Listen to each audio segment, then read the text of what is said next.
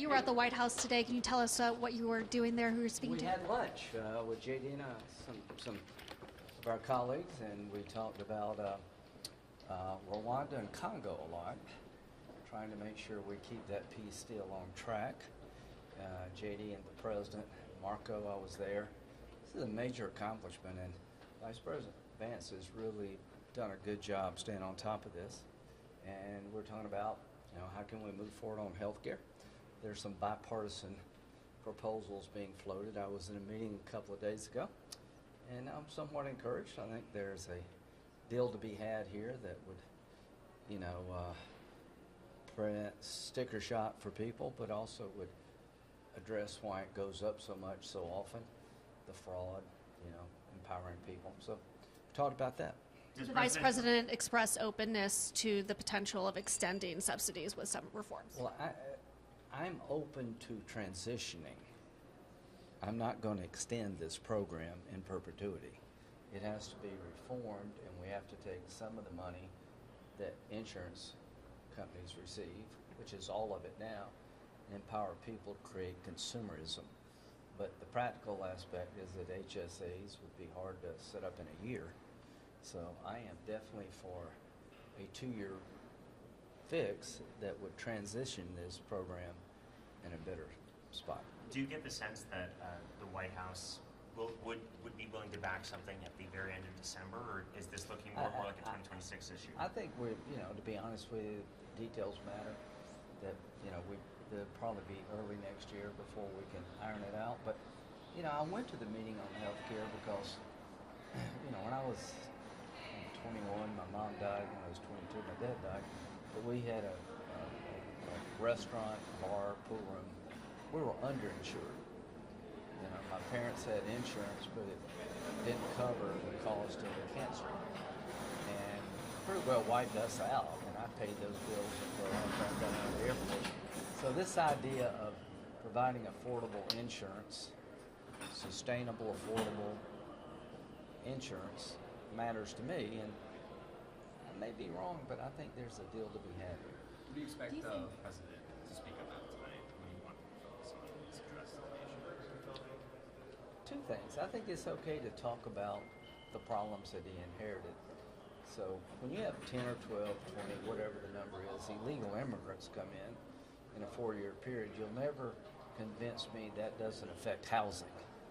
People are living somewhere. Demand went up, supply went down because of policies of Biden. Explain that, but give people hope that I can fix it.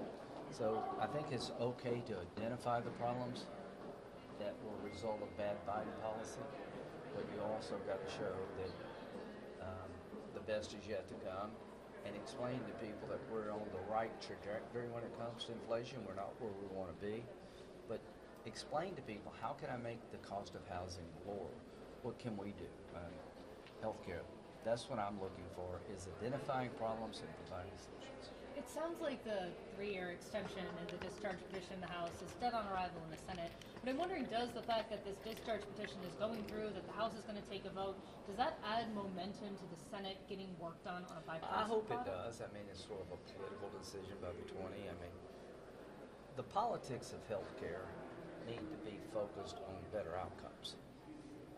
So what I would say, extending this program would be insane. It is enormously costly, and just to keep it in place as it is would be not wise. So there are reforms that we can do that a lot of Democrats would agree with. The income tax. I mean, why are you giving subsidies to people who make $300,000 a year? If you pay $5 a premium, everybody pays something. That means you're alive. A lot of fraud in the system. So I think there are things we can do. But that vote was a political vote by the 20. They're feeling the pressure. But there's no momentum over here to extend this program that I think is fatally flawed for 3 years. But I think you're right. It does create some momentum to fix it. In your conversations at the White House today, did you come away thinking that the White House was going to get more involved in these ACA I think I came away thinking were they had a better understanding of what we're trying to do. And I think both parties need to try. Democrats may think this is their border issue, but I don't think so. I think the idea of extending the program where the insurance company gets all the money all the time is not good politics.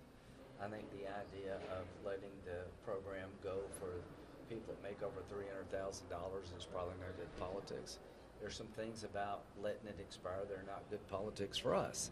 So I think everybody has some political liability here, which may lead to a solution.